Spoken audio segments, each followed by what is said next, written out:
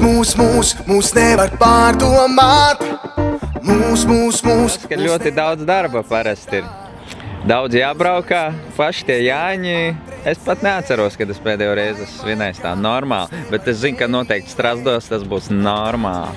Par Jāņiem, ko es atceros, ja Marts pieminēja to lielo braukāšanu, kad rekords ir vienā diennaktī, pat mazāk īstenībā 1000 kilometri vienā vakarā. Tas bija apvienojumā, man liekas, ar 3 vai pat 4 koncertiem. Kā man izdevās jūs pierunāt braukt pie mums uz Jāņiem?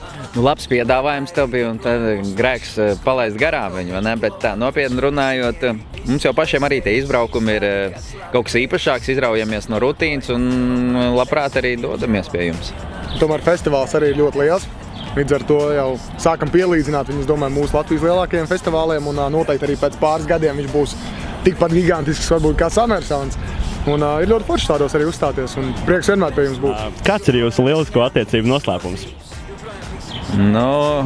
Straight? Labs jautājums, ir jāizdomājās.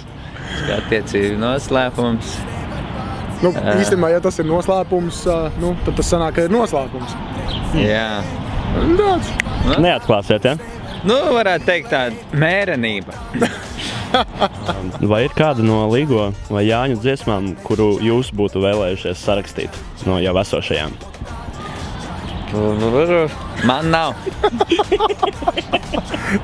Bet noformulē viņu sarakstīt no esošajām dziesmām par Līgo? Nē, tā, kad esošs Līgo hīts būtu tavs garadarbs, teiksim.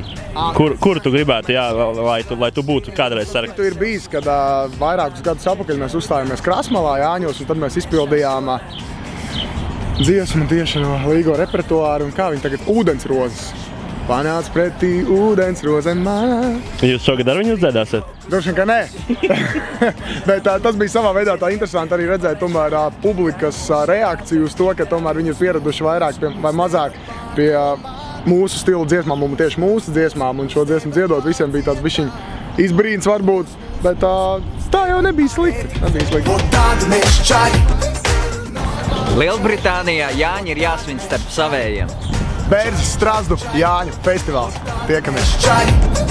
Normāli čaļi, un tad mēs čaļi.